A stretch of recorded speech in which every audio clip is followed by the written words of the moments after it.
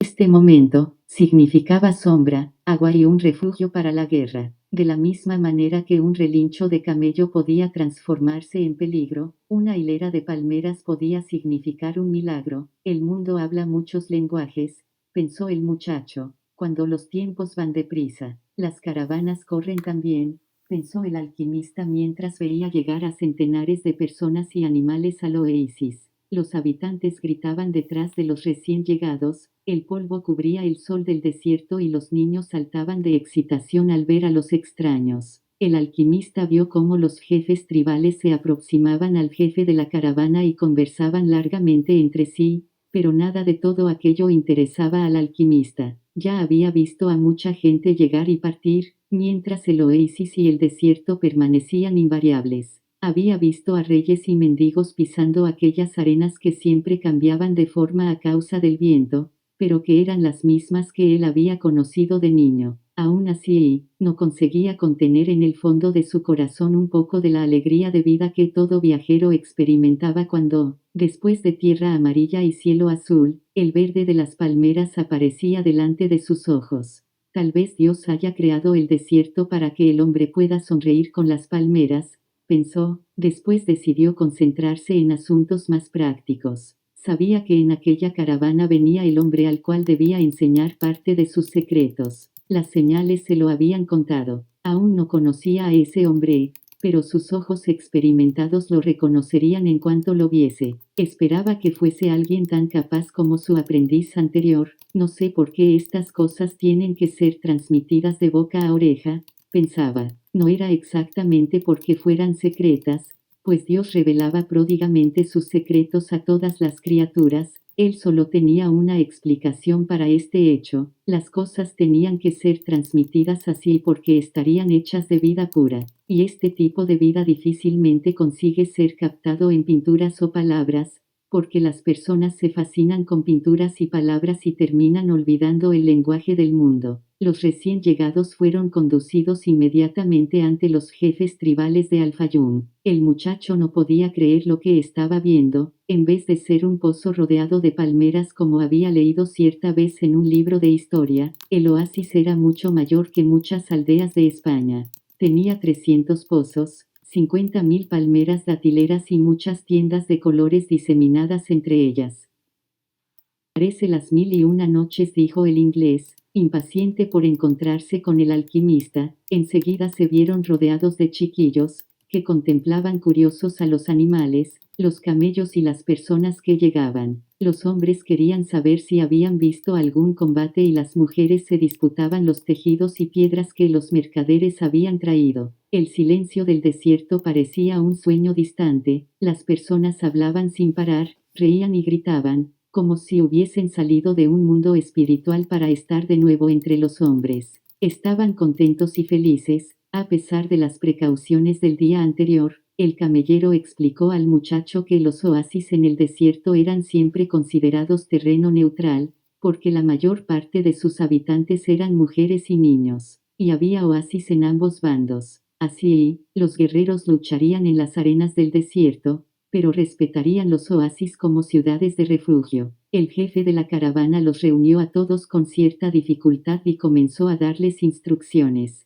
Permanecerían allí hasta que la guerra entre los clanes hubiese terminado. Como eran visitantes, deberían compartir las tiendas con los habitantes del oasis, que les cederían los mejores lugares. Era la hospitalidad que imponía la ley. Después pidió que todos, inclusive sus propios centinelas, entregasen las armas a los hombres indicados por los jefes tribales. Son las reglas de la guerra, explicó el jefe de la caravana. De esta manera, los oasis no pueden hospedar a ejércitos ni guerreros. Para sorpresa del muchacho, el inglés sacó de su chaqueta un revólver cromado y lo entregó al hombre que recogía las armas. ¿Para qué quiere un revólver?, preguntó. Para aprender a confiar en los hombres, repuso el inglés. Estaba contento por haber llegado al final de su búsqueda. El muchacho, en cambio, pensaba en su tesoro. Cuanto más se acercaba a su sueño, más difíciles se tornaban las cosas. Ya no funcionaba aquello que el viejo rey había llamado suerte del principiante. Lo único que él sabía que funcionaba era la prueba de la persistencia y del coraje de quien busca su leyenda personal.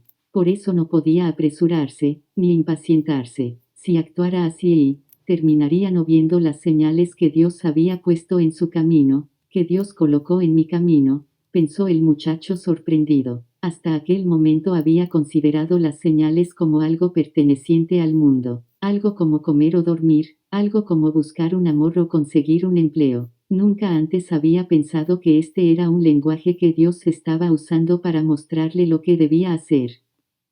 No te impacientes, se repitió para sí. Como dijo el camellero, come a la hora de comer, y camina a la hora de caminar. El primer día todos durmieron de cansancio, inclusive el inglés. El muchacho estaba instalado lejos de él, en una tienda con otros 5 jóvenes de edad similar a la suya. Eran gente del desierto, y querían saber historias de las grandes ciudades. El muchacho les habló de su vida de pastor, e iba a empezar a relatarles su experiencia en la tienda de cristales cuando se presentó el inglés.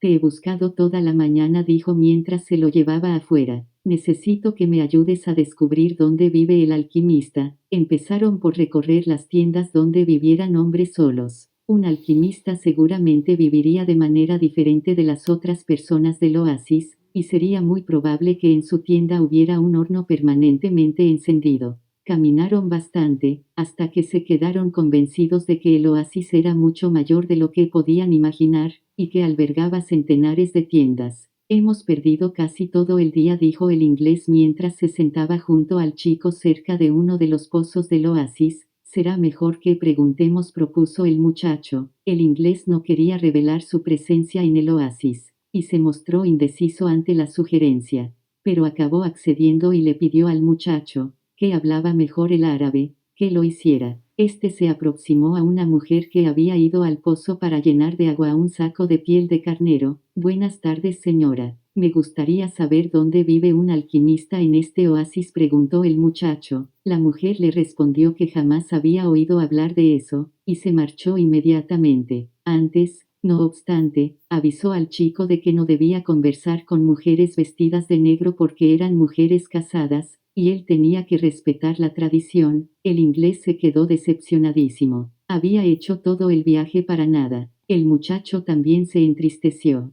Su compañero también estaba buscando su leyenda personal, y cuando alguien hace esto, todo el universo conspira para que la persona consiga lo que desea. Lo había dicho el viejo rey, y no podía estar equivocado. Yo nunca había oído hablar antes de alquimistas, dijo el chico. Si no, intentaría ayudarte. De repente los ojos del inglés brillaron.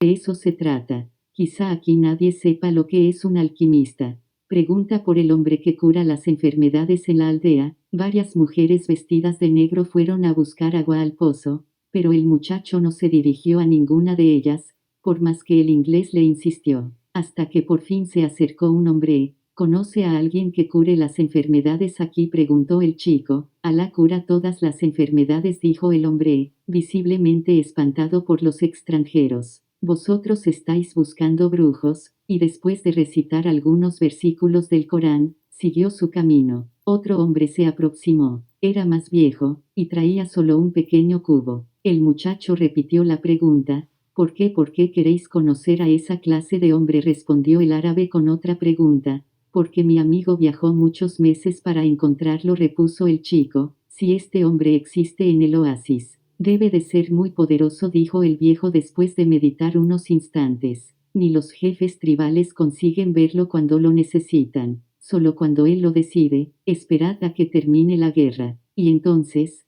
partid con la caravana. No queráis entrar en la vida del oasis, concluyó alejándose, pero el inglés quedó exultante. Estaban en la pista correcta. Finalmente apareció una moza que no iba vestida de negro. Traía un cántaro en el hombro, y la cabeza cubierta con un velo, pero tenía el rostro descubierto. El muchacho se aproximó para preguntarle sobre el alquimista. Entonces fue como si el tiempo se parase y el alma del mundo surgiese con toda su fuerza ante él. Cuando vio sus ojos negros, sus labios indecisos entre una sonrisa y el silencio, entendió la parte más importante y más sabia del lenguaje que todo el mundo hablaba y que todas las personas de la tierra eran capaces de entender en sus corazones. Y esto se llamaba amor. algo más antiguo que los hombres y que el propio desierto, y que sin embargo resurgía siempre con la misma fuerza dondequiera que dos pares de ojos se cruzaran como se cruzaron los de ellos delante del pozo. Los labios finalmente decidieron ofrecer una sonrisa, y aquello era una señal, la señal que él esperó sin saberlo durante tanto tiempo en su vida, que había buscado en las ovejas y en los libros, en los cristales y en el silencio del desierto. Allí estaba el puro lenguaje del mundo, sin explicaciones,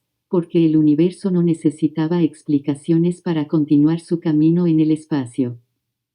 Sin fin. Todo lo que el muchacho entendía en aquel momento era que estaba delante de la mujer de su vida, y sin ninguna necesidad de palabras, ella debía de saberlo también. Estaba más seguro de esto que de cualquier cosa en el mundo, aunque sus padres, y los padres de sus padres, dijeran que era necesario salir, simpatizar, prometerse, conocer bien a la persona y tener dinero antes de casarse. Los que decían esto quizá jamás hubiesen conocido el lenguaje universal, porque cuando nos sumergimos en él es fácil entender que siempre existe en el mundo una persona que espera a otra, ya sea en medio del desierto o en medio de una gran ciudad. Y cuando estas personas se cruzan y sus ojos se encuentran, todo el pasado y todo el futuro pierde su importancia por completo, y solo existe aquel momento y aquella certeza increíble de que todas las cosas bajo el sol fueron escritas por la misma mano, la mano que despierta el amor, y que hizo un alma gemela para cada persona que trabaja, descansa y busca tesoros bajo el sol. Porque sin esto no habría ningún sentido para los sueños de la raza humana. Maktub, pensó el muchacho. El inglés se levantó de donde estaba sentado y sacudió al chico. Vamos, pregúntaselo a ella. Él se aproximó a la joven. Ella volvió a sonreír. Él sonrió también. ¿Cómo te llamas?, preguntó. Me llamo Fátima, dijo la joven mirando al suelo. En la tierra de donde yo vengo algunas mujeres se llaman así. Es el nombre de la hija del profeta, explicó Fátima. Los guerreros lo llevaron allí. La delicada moza hablaba de los guerreros con orgullo. Como a su lado el inglés insistía, el muchacho le preguntó por el hombre que curaba todas las enfermedades. Es un hombre que conoce los secretos del mundo. Conversa con los djinns del desierto, dijo ella. Los djinns eran los demonios. La moza señaló hacia el sur, hacia el lugar donde habitaba aquel extraño hombre. Después llenó su cántaro y se fue. El inglés se fue también, en busca del alquimista, y el muchacho se quedó mucho tiempo sentado al lado del pozo, entendiendo que algún día el levante había dejado en su rostro el perfume de aquella mujer, y que ya la amaba incluso antes de saber que existía, y que su amor por ella haría que encontrase todos los tesoros del mundo. Al día siguiente el muchacho volvió al pozo a esperar a la moza. Para su sorpresa, se encontró allí con el inglés, mirando por primera vez hacia el desierto.